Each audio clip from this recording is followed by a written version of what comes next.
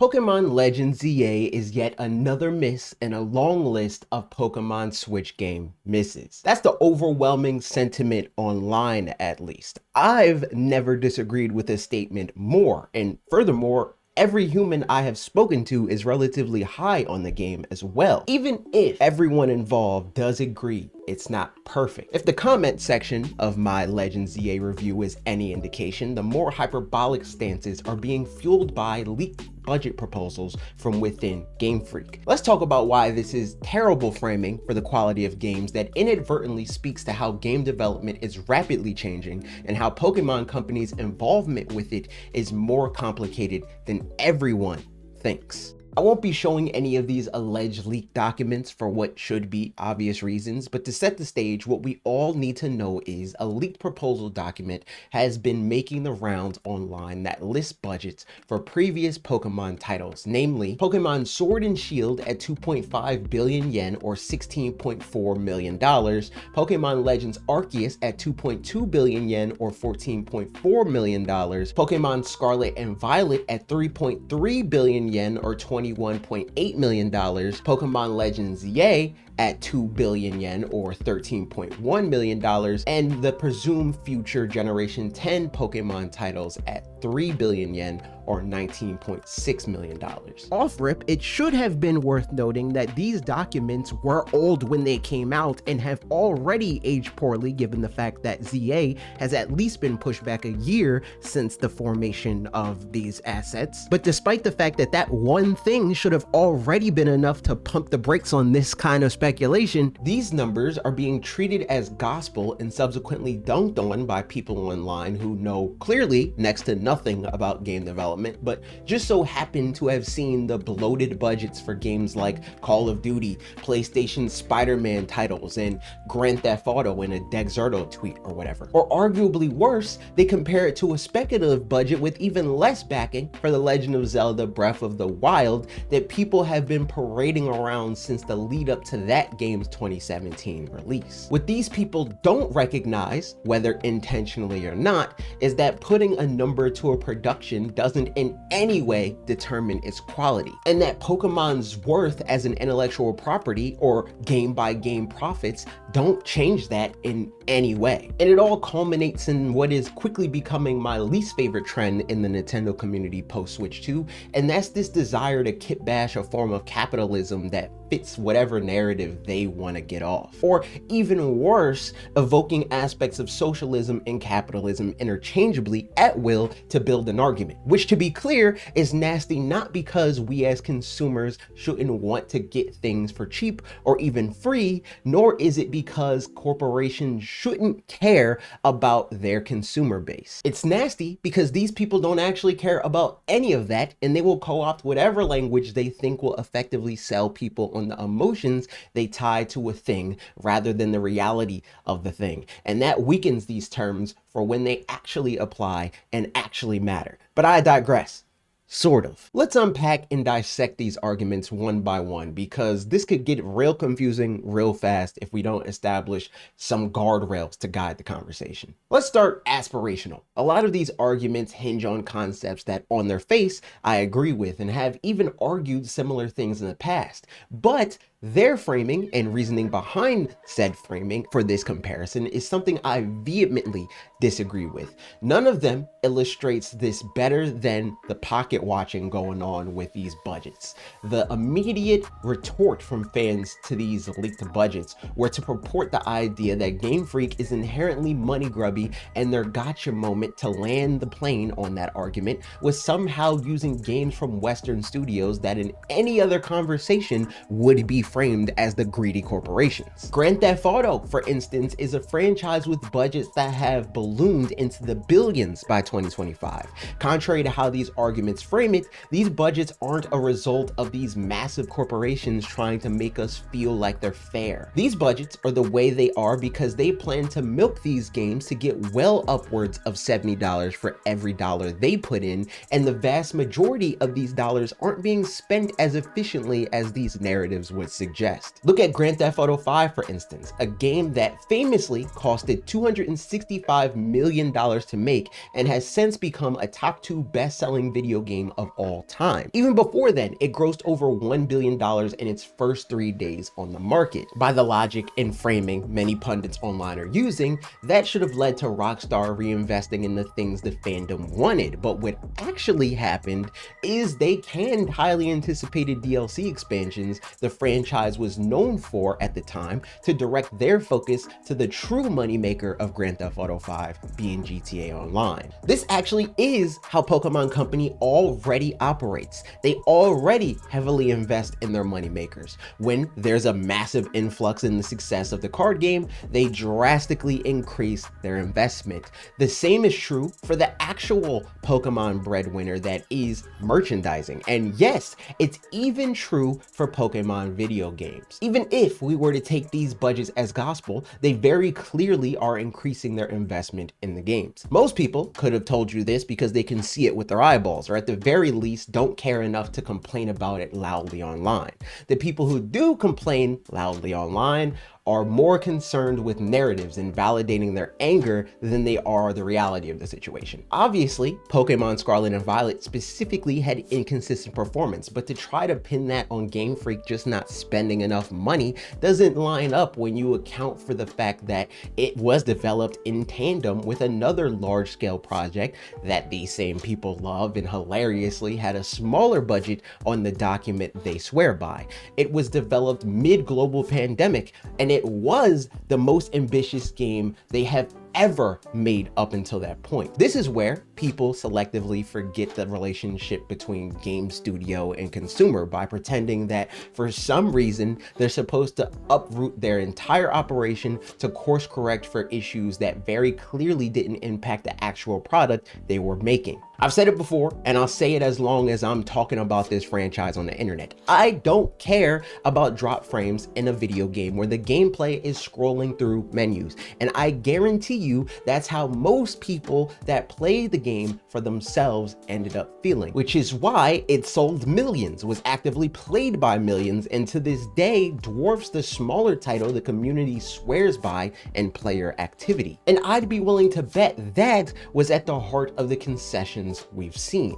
Most games on the market, regardless of size, cut corners somewhere for a variety of reasons, and the best of them cut those corners by prioritizing the aspects of the production that are mission critical. And the performance of Pokemon games has never mattered to the community for more than 2 decades of them doing precisely this, so it's not outside of the realm of possibility that Game Freak deprioritized what famously hasn't mattered to their user base until then. And I have bared witness to how little the community cared about this sort of thing before the day Pokemon Let's Go was revealed, so spare me with the revisionist history in the comments. At any rate, I maintain that Pokemon games could stand to learn from Grand Theft Auto. However, their budgets aren't what Pokemon games need to aspire to. They shouldn't heavily model any of what they do after any westernized studio, if we're being real. But they should learn from the good that comes from longer dev cycles, which, if we're being honest, has already started to happen, but people don't notice because, as I will continue to repeat,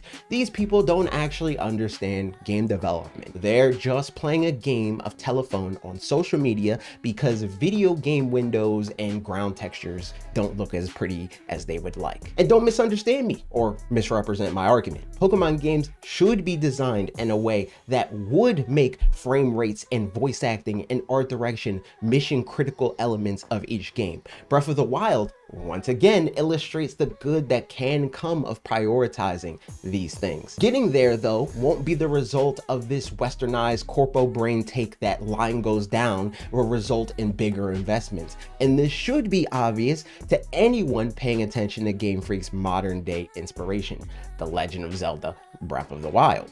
I don't know anyone that said Pokemon needs to follow in Breath of the Wild's footsteps more than me. And today, I still believe that just as much as I did a decade ago. However, people's attempt to evoke this sentiment isn't the same. They don't care how Pokemon games get there. They don't even care how Zelda got there. They just think the comparison validates their feelings. And these alleged budgets have only stoked those flames.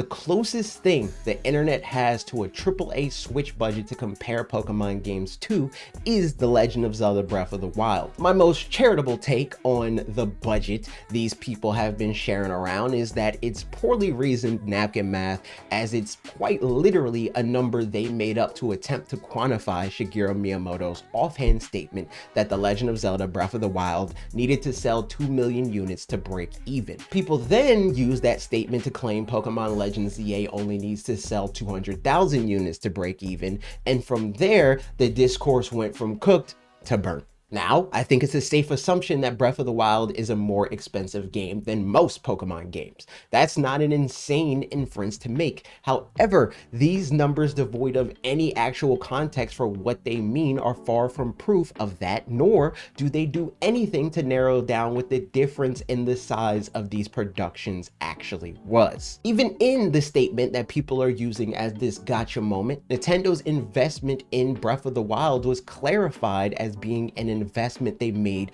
by spreading out resources made for and during its production to several other products within Nintendo. And of course that's the case because any game studio worth a damn wouldn't fund their projects in the same way Hollywood funds a movie. These studios have staff, they repurpose past work, and further, studios that work on first-party titles share the workload in various ways with other studios within the console manufacturer stable of studios. Switch games in particular have the added benefit of inherently costing a hell of a lot less to make than PlayStation 5, Xbox Series, and high-end PC video games. And this is because they're not making ultra-high resolution titles that exponentially balloon the price of production. And it's also important to acknowledge that these are Japanese game studios primarily making their video game in Japan. Your average Nintendo EPD or Game Freak dev isn't getting paid what your average Rockstar developer is, and the top brass certainly isn't pulling in nearly as much. The culture isn't the same. Cost of living isn't the same. It's frankly idiotic to espouse this idea that because the not so fun fact of Pokemon's worth as a brand, which the games themselves only account for a small fraction of, by the way, means that they should take this Americanized approach to their production. This approach doesn't lead to a healthy industry. Rockstar just laid off dozens of employees in an alleged union busting attempt, and they're not alone in these cost-cutting measures despite billions upon billions of dollars in revenue. Most of these major studios that are renowned for these massive budgets lay off thousands of game developers per year, but none of this comes up in these arguments because, again, these people don't actually care or know anything about game development. And it's laughable how obvious it is with their shameless attempts to somehow Frankenstein this weird marriage of socialism and capitalism that they think could result in cheaper games that better cost hundreds of millions of dollars to make because they don't actually understand what any of these numbers mean. The gag is, games never cost what is fair to make or buy, and they never will. Games cost what people will pay. The only way you'll get fair is if there's an agreement on what value looks like within the community. And let me tell you, that will never happen, especially if this is the general sentiment in the community. The sentiment that Pokemon games have fallen off are the predecessor to this budget-driven sentiment, and just like it was stupid then, it's an even dumber take now. People need to acknowledge that Pokemon games have never been good, or to be less hyperbolic, worthy of the size and status of the brand as a whole. Notice, no one is talking about the budgets for the dedicated handheld era of Pokemon, and that's because they need to pretend they're better for their narrative. And since that narrative is the games aren't good because they're allegedly cheaply produced, it'd be damning to that cause if it were made clear that modern budgets are likely much bigger than the budgets for the games they pretend are better. For more than 25 years, the people that pretended the handheld Pokemon games were anything to write home about are the actual cause of how things have played out in the modern era of Pokemon games until now. Not this idea that there was a fall from grace in terms of investment or quality. The actual problem is people had low expectations on handheld. They misread the tea leaves. It happens to the best of us. Even still, Course correction on this is already very clearly underway, but as is evident with this budget discourse, people don't actually understand game development, so it's not too surprising that people don't understand that very obvious steps towards that improvement have been consistently taken. Progress isn't a straight line, and the online discourse greatly exaggerates how bad things are or ever were in the first place. The reality is, people had low standards for handheld Pokemon games and now have higher expectations on console. People misrepresent the relative quality of past releases to strengthen the narrative that the new games aren't only not good enough to make the jump to home consoles, they're worse than they've ever been. Not because it's the actual truth, but rather because it validates their feelings on the reality of where we ended up. People are cursed with blind loyalty to their nostalgia, so it's a lot easier to say new thing is bad than it is to say new thing is a direct result of how bad, or rather how conservative things were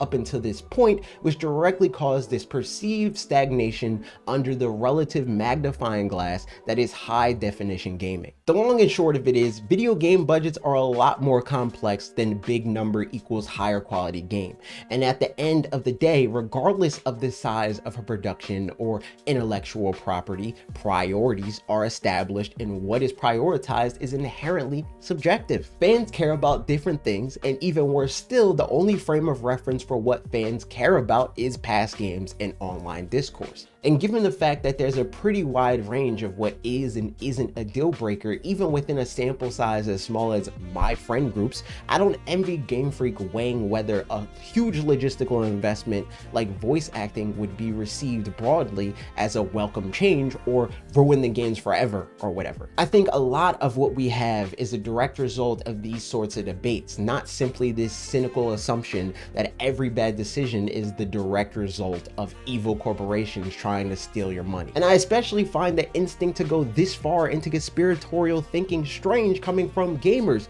a group that's famously apolitical, but that's a different video entirely. My take is, this is a frivolous luxury hobby that is facilitated by companies of various sizes that we all have the ability to do business with or not at will. They're not your landlord arbitrarily spiking your rent, a pharmaceutical company price gouging life-saving medicine, or our governments exploiting our labor to facilitate imperialism. They're toy companies. Buy or don't buy the toy. Stop pretending people are gullible because their decisions are different from yours. You're not a rebel or enlightened because you rather give Gabe Newell your money than Ishihara or whatever. Anyways, watch my review on the new Pokemon game if it's the toy you think you may want. The streets are saying I had reasonable takes on the pros and cons. Thank you to paid members over at shop.watchredirect.com like Trev L. Steinberg for making this video possible. Hit the link in the description to join in the credits and in receiving physical and digital perks.